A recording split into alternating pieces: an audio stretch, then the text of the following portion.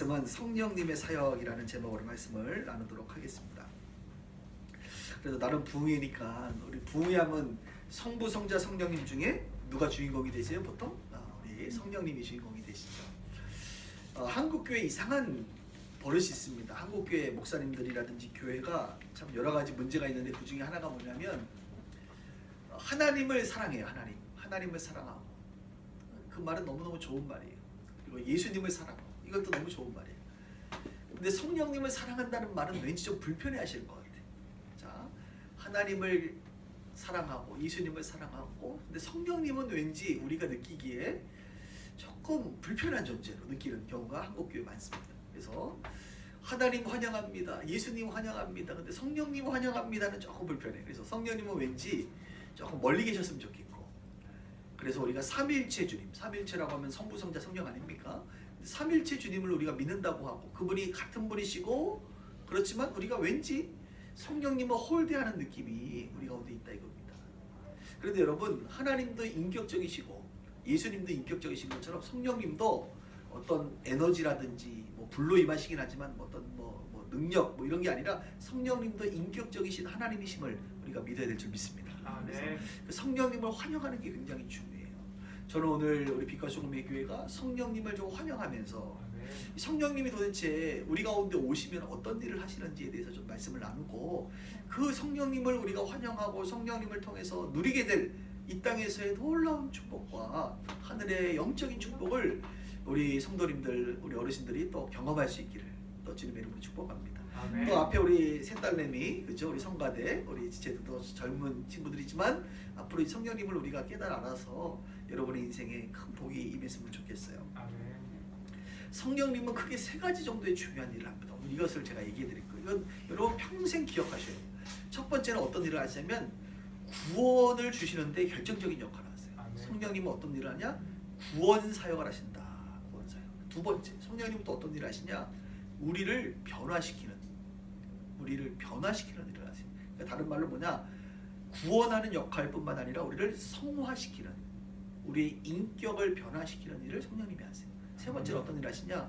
성령님은 우리 가운데 은사를 주신다. 그러니까 능력을 행할 수 있도록, 우리가 이 땅에서 살아가는데 힘과 능력으로 살아갈 수 있도록 은사와 능력을 주신다. 아멘. 그래서 좀 더 쉽게 얘기하면 성령님은 구원 사역을 하시고, 그 다음에 두 번째는 뭐예요? 성령 내적 사역이, 성령의 내적 사역이라는 것은 우리의 내적인 변화, 내적 사역. 그다음 외적 사역은 성령의 은사, 외적 사역. 구원 사역, 내적인 사역, 외적 사역. 이 세 가지를 하세요.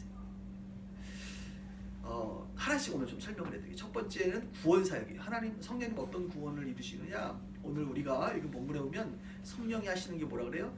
죄에 대하여, 의에 대하여, 심판에 대해서 말씀하시다. 그러니까 죄라는 건 뭐예요? 우리가 죄인인 것을 깨닫게 하시는 분이 누구시다? 성령님이시다. 저는 오늘 복잡하게 성경을 깊이 얘기하고 싶지 않고요. 이런 성경 말씀 있죠. 모든 사람이 죄를 범하였으면 하나님의 영광이 이르지 못한다. 우리 어르신들, 또 여기 계신 성도님들, 본인이 죄인이라는 걸 느끼세요? 인생을 살아가보니까. 제가 예전에, 저는 어르신들을 굉장히 좋아해요. 제가 그래서 하는 것 중에 하나가 뭐냐면, 어르신들이 요양원에 들어가시거나 돌아가시기 전에 많은 성도님들이 저를 찾아요. 목사님 와서 우리 아버님, 어머님 오래 못 사실 것 같은데 복음 좀 전해주세요. 그러면 그 어르신한테, 부모님에게 목사가 간다는 걸 미리 알려줘라. 그러면 이분들이 오라고 한다는 건 뭐냐면 마음의 준비를 하고 계세요. 목사님을 맞을 준비를. 그래서 제가 가면 요양원에 이렇게 누워 계신단 말이에요.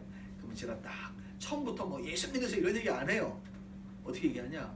어르신, 하나님이 계시는데, 하나님이 계세요. 잘 모르시지만 하나님 계십니다.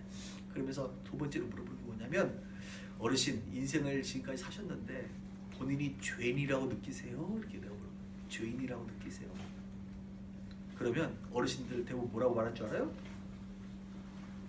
내가 죄인인 것뿐만 아니라 나는 진짜 죄인이다.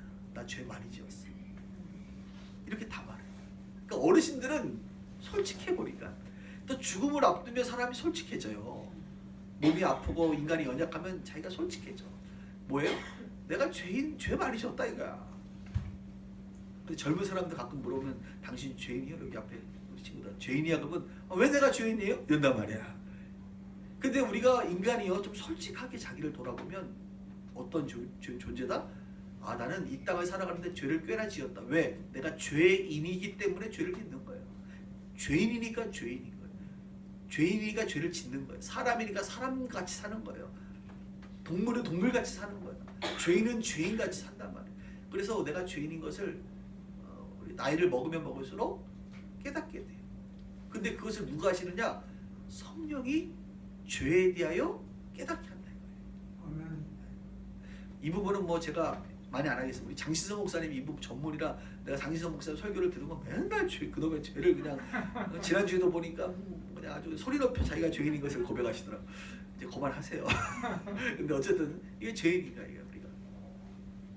저는 제가 죄인인 걸 당연히 알죠. 그런데 예수를 믿고 살아도 죄를 지을 때가 있잖아요. 그러면서 점점 죄를 깨닫는 거. 아 내가 죄인이구나. 이것을 평생에 깨달으며 사는 것이 성령님께서 우리를 구원하는 데 있어서 아주 중요한 역할이에요. 죄에 대하여 그분은 우리를 깨닫게 하신다.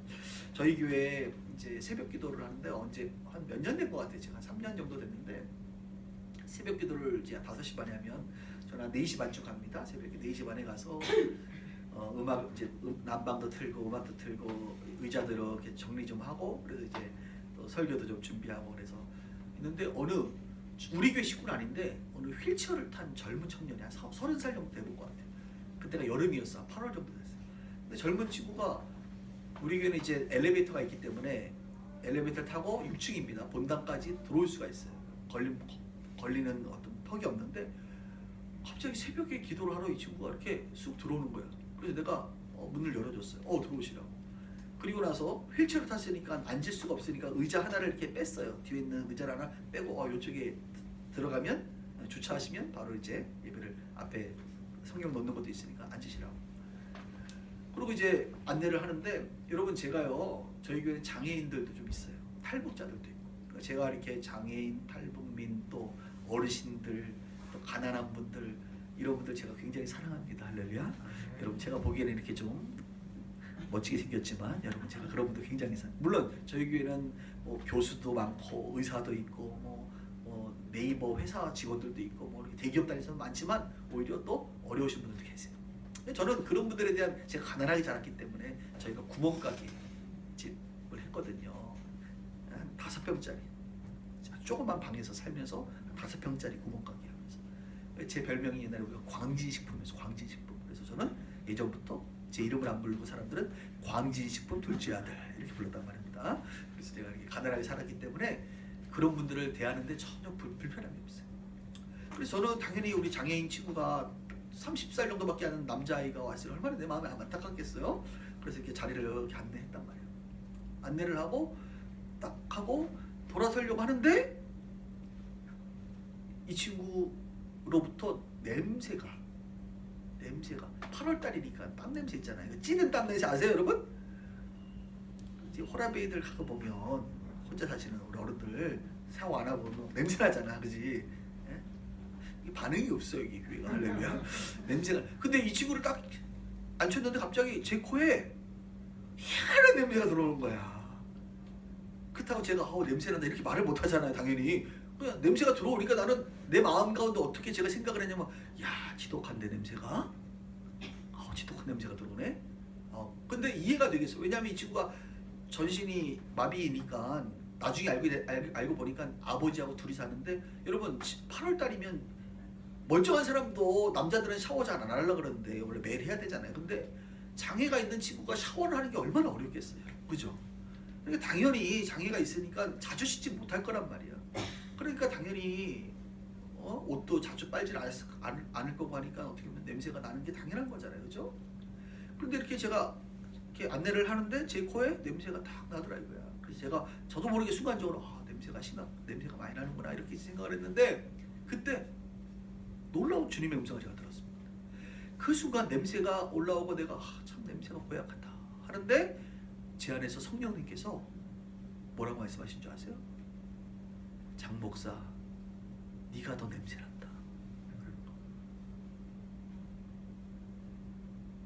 네가 더 지독한 냄새를 풍긴다. 이러는 거예요.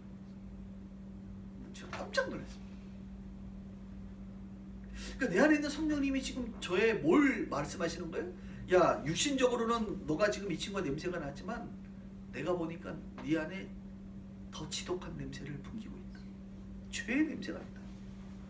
제가 그 음성을 듣고, 너무나도 선명한 그 음성을 듣고, 그날 새벽에 예배 인도하자마자 앞에 앉아서 기도하는데 눈물이 이렇게 났더라. 주님이, 그리고 그 친구가 그날 오고 나서 또 안 와. 주님이 아마 나의 죄를 깨닫게 하기 위해서 일부러 그 친구를 보낸 것 같아.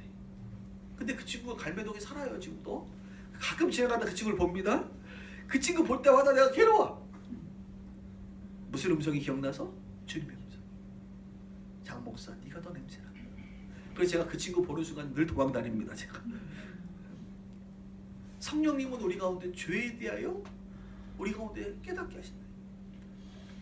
그래서 우리가 인생을 살면서 아, 내가 죄인이구나 이걸 깨닫. 또 성령님은 뭐라 그래요? 죄에 대하여, 그다음 의에 대하여. 의가 누굽니까? 바로 예수님이세요.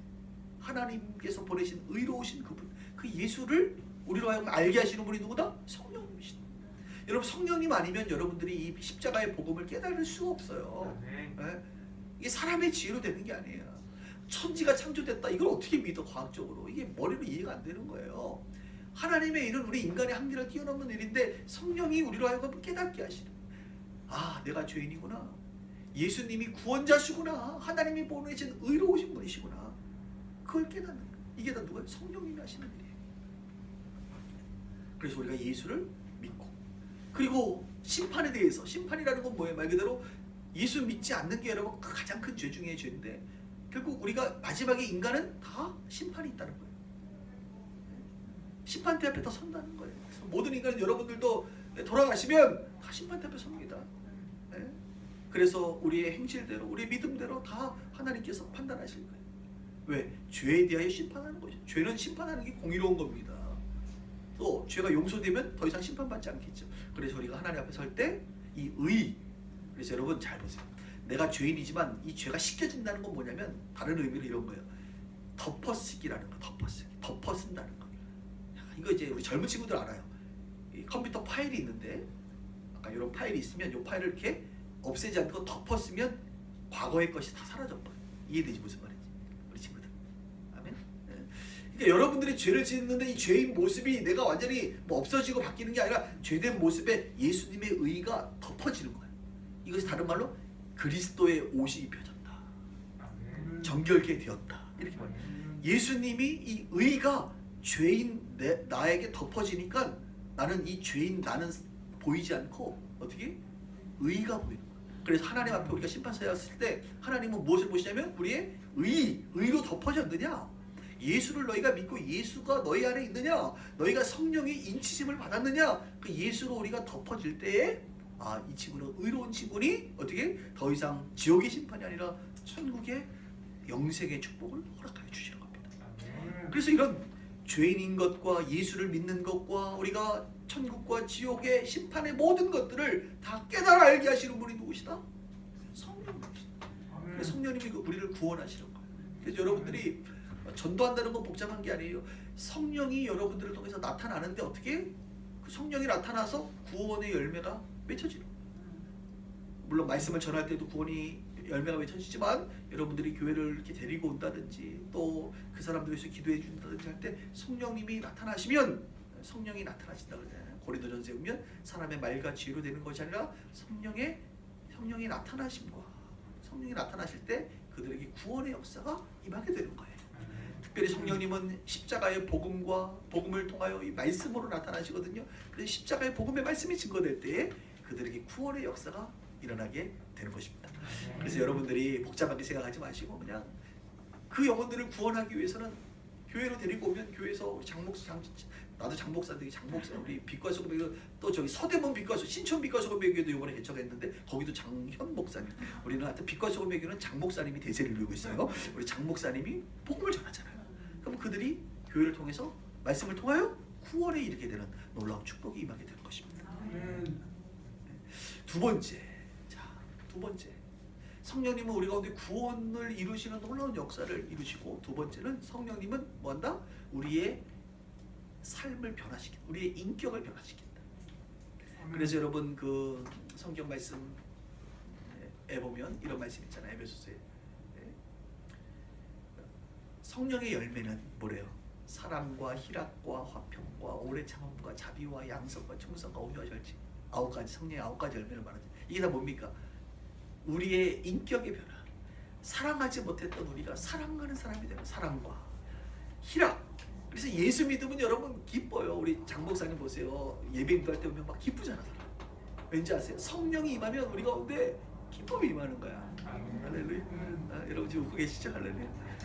근데 교회를 오래 다녀도 맨날 이 주름이 어디로 져야 되냐 이렇게 져야 되는데 늘 이렇게 지는 사람도 있어. 그거는 내가 봤을 때는 교회는 종교 활동은 오래 했을는지 모르지만 성령 충만한 하나님의 사람이 아니에요.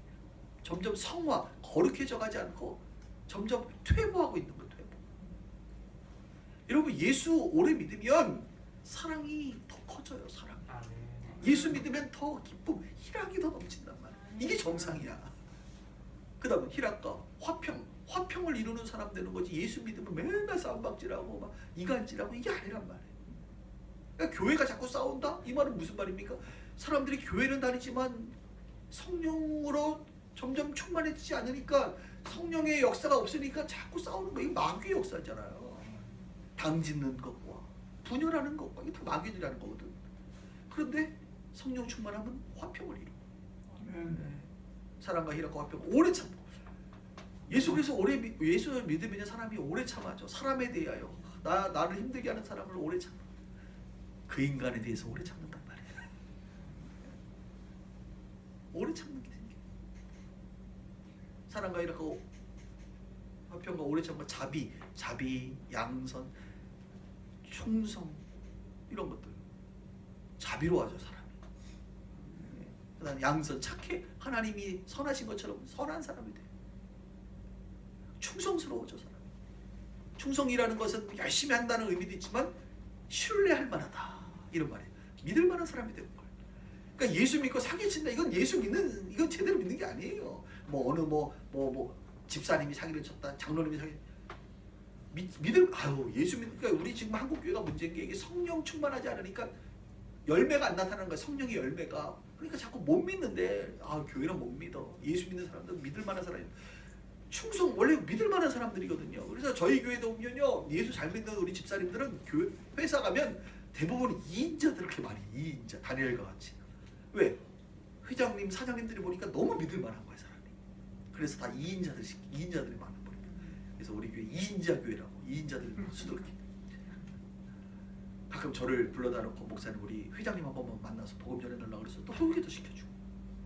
그러니까 워낙 신실한 거야. 믿을만 하니까 회사의 회장님들이 이분의 말을 믿는 거예요. 다 맡겨버리는 거예요. 회사의 재정도 맡기고 결정권도 맡기고. 이게 충성스러운 거예요. 그 다음 마지막에 온유와 절제. 그리고 성령 충만하면 온유해져. 예수님이 성령 충만하시는 건 어때요? 나는 마음이 온유하고 겸손하다. 절제가 일어나죠. 자, 여러분 지금 제가 얘기한 것들 쭉 들어보니까 여러분들에게 해당이 많이 됩니까? 여러분들이 성령님으로 말미암아 여러분의 인격과 어떤 삶의 변화가 좀 있으세요? 네. 근데 여러분, 목사님 저는 시간이 지나고 지금 나이를 이렇게 먹어가는데 점점 안 되는 것 같아. 그렇게 점점 우울해지고 점점 화가 일어나고 점점 참지 못하고 점점 기쁨도 없어지고 막. 이거는 여러분 문제 있는 거예요. 지금 여러분들이 잘못하고 있는 거예요. 뭔가 성령님을 환영하지 않고 성령님의 여러분 충만함으로 말미암아 인격의 변화가 일어나야 되는데 성령 충만하지 않고 그냥 교회를 다니고 있는 거예요. 한국에 이런 교회들이 얼마나 많은지 몰라요. 아니에요. 그래서 우리의 삶의 인격이 저는요 여러분 제가 얼굴 좀 인상 좀 좋아 보이죠? 할렐루야. 우리 어르신들이 부끄러움이 많으시네. 말씀을 하시고. 원래 어르신들은 막 설교 중에 막 본인 막 할 얘기 막 하시던데 보니까 그래서 대화식 설교가 됐는데 우리 목사님 막 중간에 갑자기 막 말을 얼마나 당황하는지 몰라 설교한.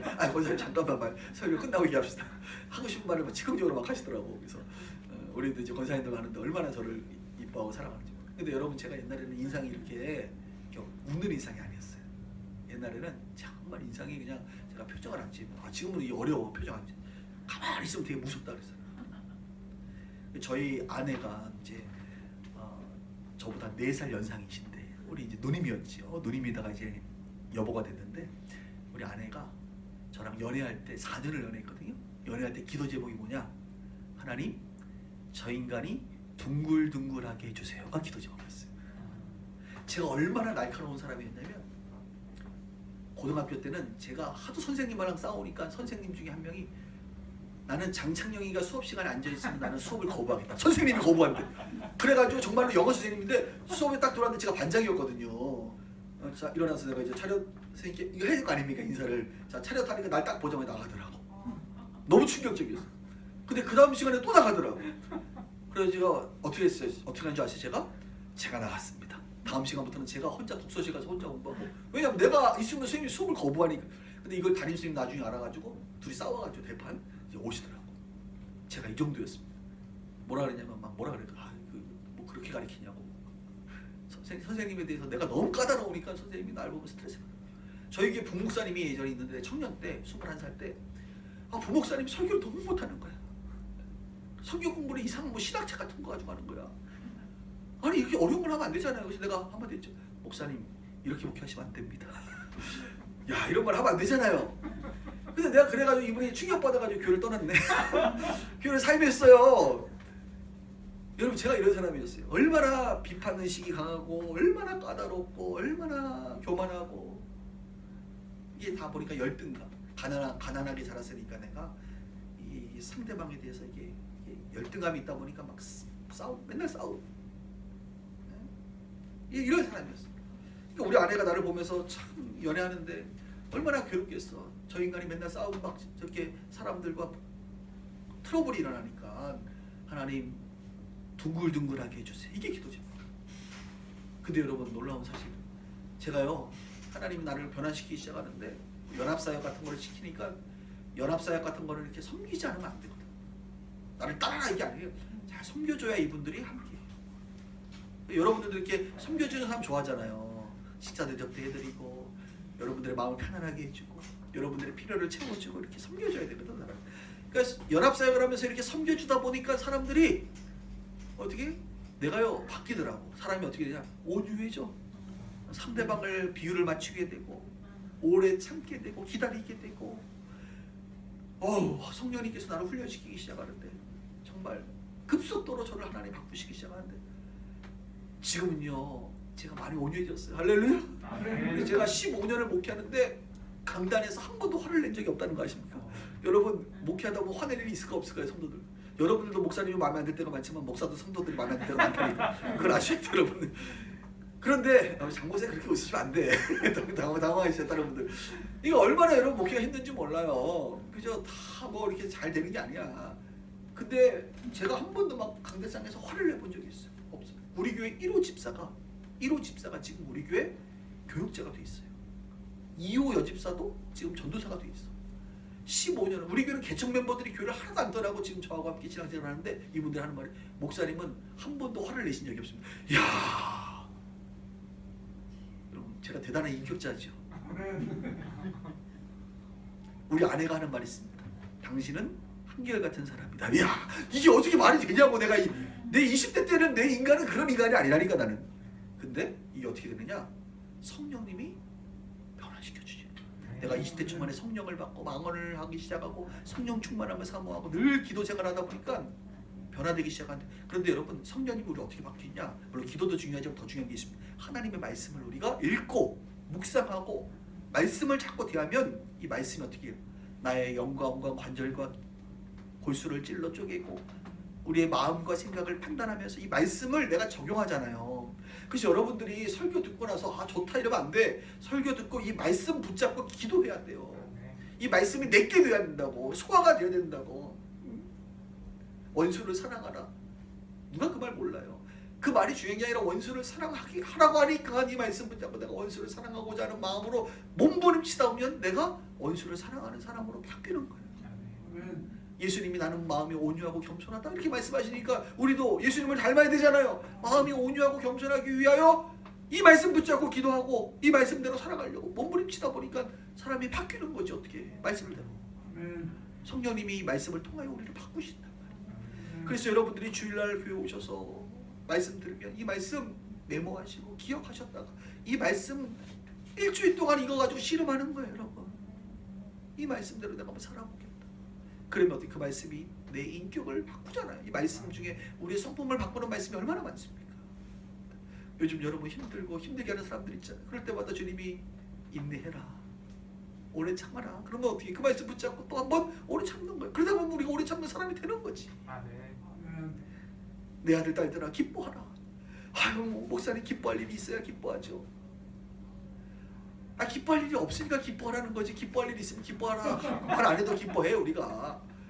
근데 기뻐할 일이 없는데 기뻐하라는데 어떻게 항상 기뻐하래. 그런데 그것을 붙잡고 어디가 실험하는 거지. 오늘도 기쁘리라 할렐루야 찬양하면서 혼자 그냥 박수 치면서 미친놈처럼 찬양하면서 기뻐하는 거야. 그러다 보면 어떻게 정말 기뻐지는 거야 사람. 바뀐단 말이야. 자 이렇게 성령님은 우리에게 구원을 일으키는 구원의 역사를 이루시고 그 다음에 하나님의 말씀을 통하여 우리 가운데 인격의 변화, 내적인 변화를 일으키신다. 자 그러면서 세 번째 이제 마지막 참 설교 짧고 좋죠 여러분. 네. 세 번째는 뭐냐? 우리에게 외적인 은사를 주신다. 외적 능력. 네. 성경에 보면 성령의 은사는 한 30가지 정도 나와요. 가르침의 은사도 있고 대접하는 은사도 있고 섬기는 은사도 있고 예능, 찬양, 중보기도, 방언, 통변, 예언, 병고침, 귀신 쫓는 거 수많은 은사가 있어요. 이런 은사들이 어떻게 된다? 성령님을 환영하고 성령이 충만하면 이 은사들이 나타나. 근데 여러분 아주 중요한 하나 원리를 하나 알려줄게요. 이 성령은 어디에 계시느냐? 여러분 안에 계세요. 여러분들이 예수를 주로 고백하면 성령이 우리 안에 내주 안에 오시거든요. 이 성령님이 오시고 나서 어떡하냐? 우리가 기도 생활하고 신앙생활하면 이 성령님께서 우리 가운데 역사하시면서 저는 이것을 뭐라냐? 저수지가 우리 가운데 저수지가 만들어진다. 성령의 저수지. 저수지 아세요? 저수지 물 담아놓는 데 있잖아요. 저수지. 그래서 신앙생활 오래 하면 이 저수지가 넓어져요. 그럼 성령의 이 물, 성령은 성경에 보면 물로 많이 표현돼. 요한복음에 뭐라 그래요? 배에서 생수의 강이 흘러넘친다 이래. 이게 뭐예요? 성령입니다. 배에서 생수의 강. 또 사마리아 여인하고 얘기할 때 뭐라고요? 내 마음에 뭐래? 샘 솟는 샘물이 됐는다 그래. 영생하도록 샘 솟는 샘물. 그러니까 성경은 샘물, 강, 물 이걸로 많이 표현해요. 물이 바다 덮음 같이 주님의 영광과 성령이 충만히 덮어진다. 그러니까 우리 가운데 이 성령은 어디 있느냐? 밖에서도 임하시지만 우리 안에 이미 거주하시기 때문에 우리 안에 성령의 저수지가 있어. 그래서 우리가 성령의 저수지가 있는데 이 저수지가 어떻게 돼? 흘러 넘쳐야 돼. 터져 나와야 돼. 은사라는 것은 외적인 거예요. 밖으로 나타나는 거예요.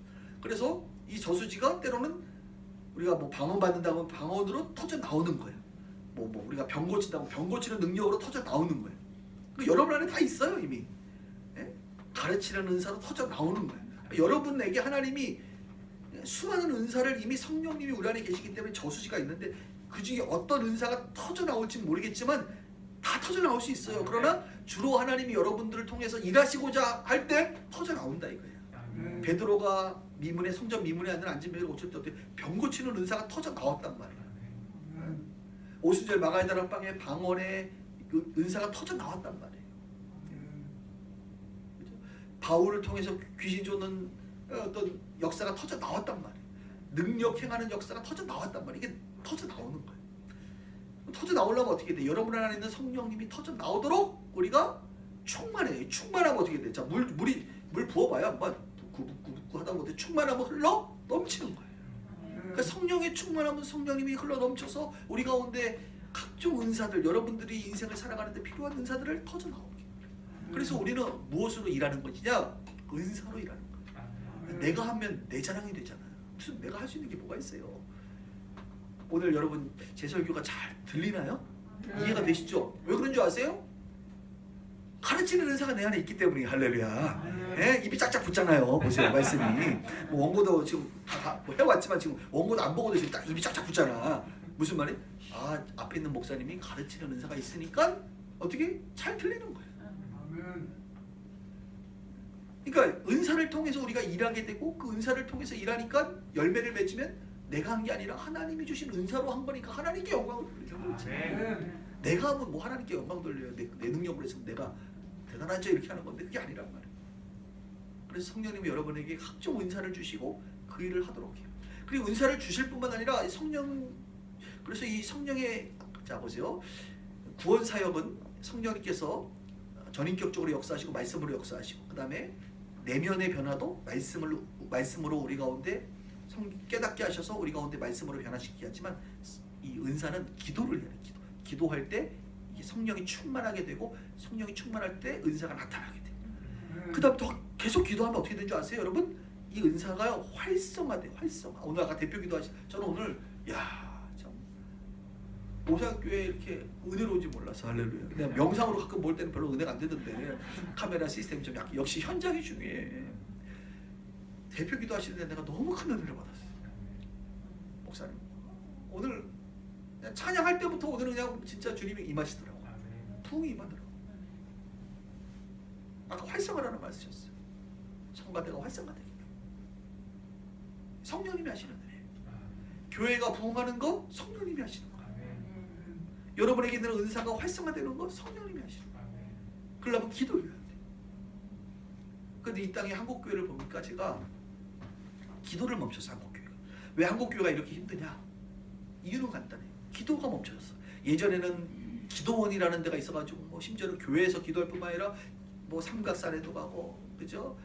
뭐 무슨 산에도 가고 저기 우리 교회 옆에도 저기 청보산이라고 있어. 청보산 기도원도 있고 뭐 안양에 무슨 뭐 갈매산 기도원도 있고 뭐 옛날에는 뭐 저기 양평 쪽으로 가다 보면 무슨 수많은 기도원들이 있었어요.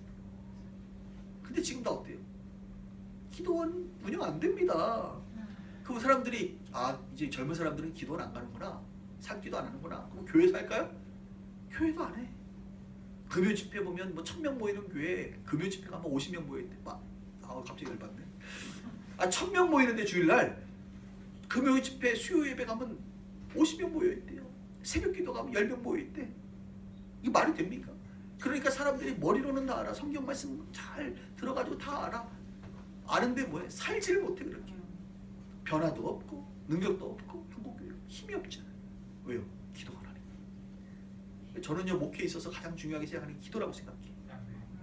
저희 교회는 새벽만 기도하잖아요. 새벽 기도 있고 아침 10시부터 12시까지 기도 있고 저녁 7시부터 9시까지 우리 3번씩 기도해요. 물론 뭐 알아서 돌아가면서 오지만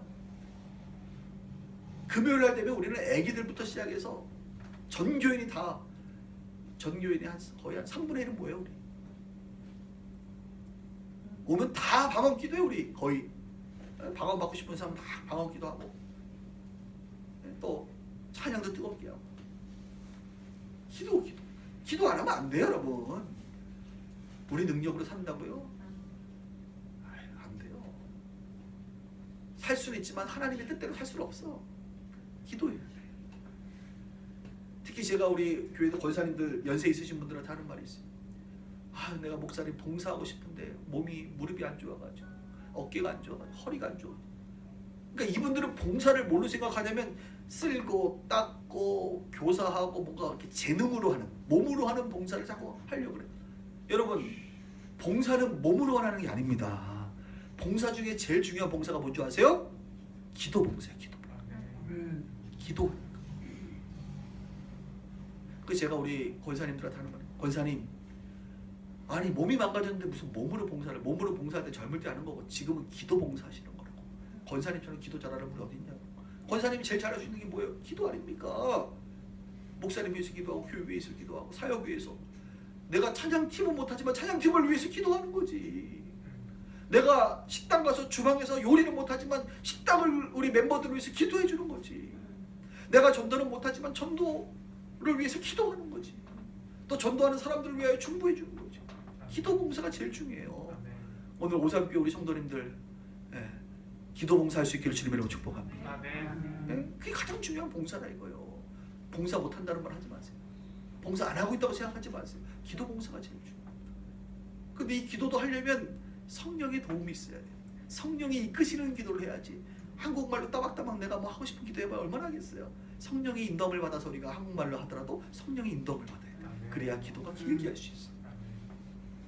그래서 성령님은 우리 가운데 이런 구원의 역사와 우리 인격의 변화와 그 다음에 우리의 능력을 은사로 말미암아 능력 있게 살아가도록 우리 가운데 은혜를 베풀어 주신다. 이 세 가지가 성령님의 사역입니다. 이제 다 했네요. 깔끔합니다. 자, 그리고 이제 한 가지만 더 얘기할게요. 성령님은 마지막으로 이제 이 세 가지 사역을 하시면서 우리를 어떻게 하냐? 인도하세요. 따라합시다. 우리를 인도하신다. 네, 우리를 이끌어가세요.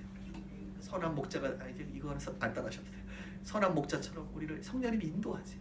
오늘 성경에 보면 우리에게 장래일을 말하고 우리에게 우리가 무엇을 해야 될지 어디로 인도함을 받아야 될지를 성령님이 우리를 인도하세요.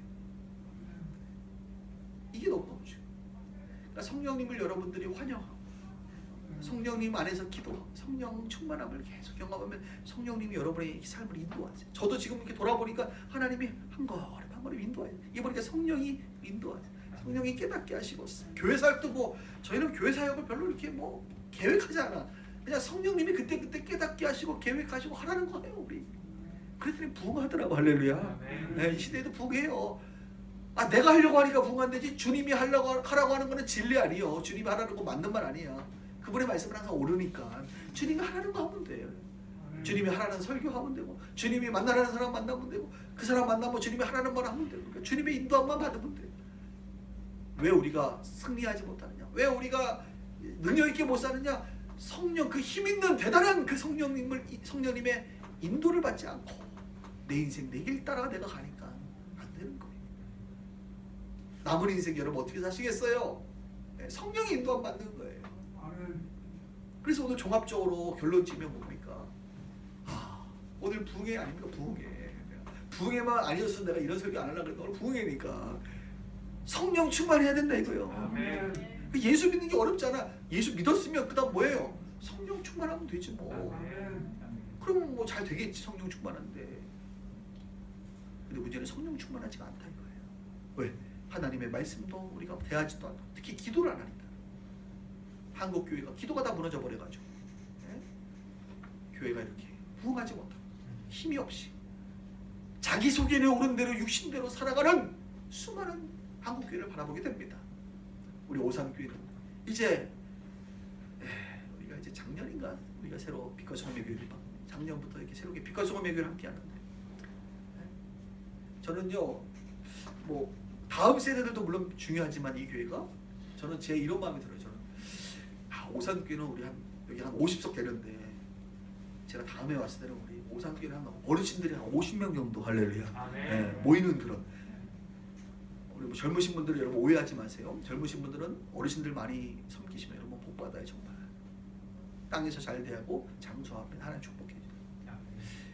왜 그런 마음이 있냐면 젊은 사람들은 살 날이 많잖아요. 예수 믿을 기회가 많잖아요. 근데 나이 드신 분들은 언제 돌아가실지 모르잖아요. 누가 더 급한 거예요? 나이 드신 분이 더 급해요. 천국 가는데 그렇잖아요. 제 마음 가운데 오산교회는 우리 어르신들 한 50명은 그래서 1부 예배는 젊은 사람들 위주로 예배 할렐루야. 60세 이하 드리는 예배 2부 예배는 60세 이상 드리는 예배. 근데 60세 이상 드리는 예배가 더 많았으면 좋겠어 할렐루야. 저희 교회도 1부가 10시 예배 2부가 11시만 드리거든요. 두 번 드리는데 저희도 이제 1부 때는 저희가 이제 자녀가 주일학교 아닌 사람들 위주로 어르신들 주로 한 50세 이상이 드리고 2부 때는 이제 3, 40대들이 주로 드려요. 우리 오산교회에 계신 오색시장 할렐루야. 오늘 끝나면 가보고 싶은데 오늘 무슨 장날이라 그래가지고 얼마나 주변에 어르신들이 많을까. 또 우리 교회 어르신들 주변에 또 어르신들이 있을 거 아니에요. 우리 장신성 목사님 보니까 은사가 어르신들 섬기고 손잡아드리고 안아드리고 돌봐드리는 게 은사야. 여러분 우리 어르신들 종처럼 쓰세요 할렐루야. 주님의 종일 뿐만 아니라 여러분 종처럼 여러분 다 이번 통해서 그러니까 이분이 어르신들 잘 섬긴단 말이야. 내가 보니까 젊은 사람들보다 어르신들이 좋아하시더라고. 그러니까 은사 보니까 어르신 섬기는 게 우리 원로 목사님 칭찬을 얼마나 많이 하든지 나한테. 그리고 죄송한데 얘기지만 여러분들 칭찬을 얼마나 많이 하든지 이런 우리 교회에 어느 분이 계시는데 저한테 얘기를 하는 거야. 이분은 어떻고 이러면서 막 칭찬을 그렇게 많이 하더라고. 그래서 내가 우리 목사님은 어르신들을 정말 사랑하시는구나 이런 생각이 들더라고. 그래서 어르신들이 정말 이 교회는 많이 모였으면 좋겠어요. 네. 그러면 제가 뒤에서 더 많이 후원하도록 하겠습니다. 할렐루야. 후원하도록 하겠습니다. 자, 이제 말씀 정리할게요. 성령님의 사역은 우리를 구원하시는 사역이요, 우리의 인격을 변화시키는 사역이요, 은사를 통하여 우리 가운데 능력 있게 살아가게 하는 사역이다. 그렇게 성령님 우리를 인도하신다. 그러니 우리가 이 성령을 어떻게 됩니까? 환영해야지. 인격적이신 이 성령을 사모하고, 성령님 나를 다스려 주옵소서. 충만케 하여 주옵소서.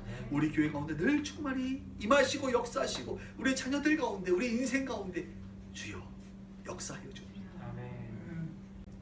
이것을 놓치지 말고 매주 날마다 기도할 때마다 성령님 나를 다스려 주세요. 성령님 나를 충만케 해주세요. 내 안에 있는 저수지 터져 나오게 하여 주옵소서.